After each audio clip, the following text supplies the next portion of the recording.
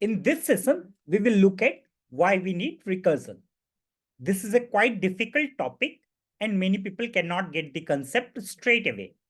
But if you keep practicing, the concept becomes clear. So let's discuss why we need recursion. There are many reasons for this.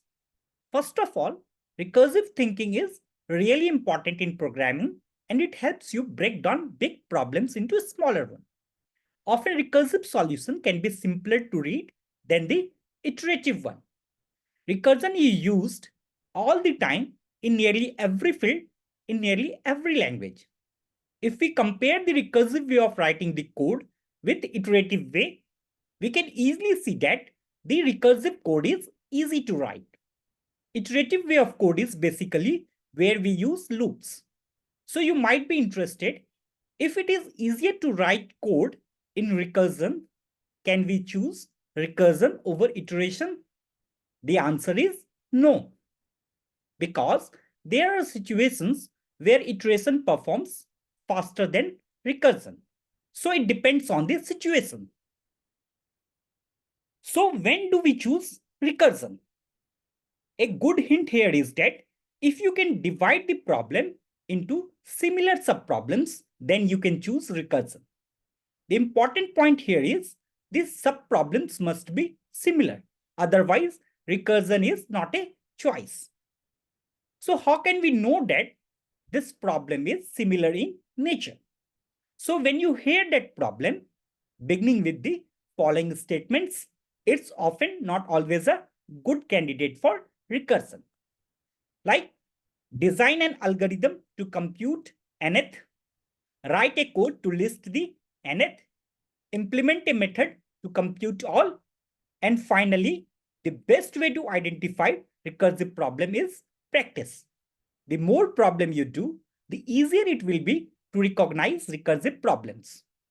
The second reason to use recursion is the prominent uses of recursion in data structures like trees and graphs.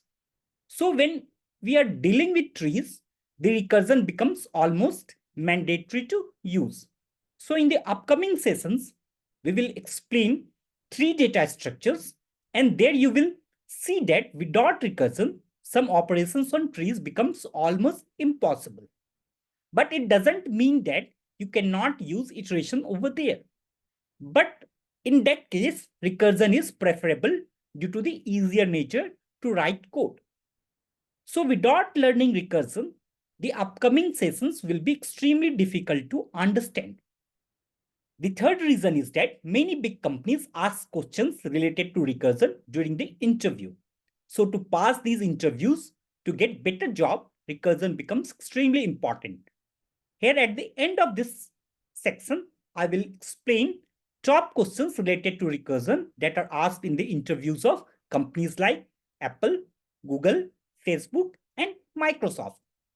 And the fourth reason is that recursion is used in many algorithms.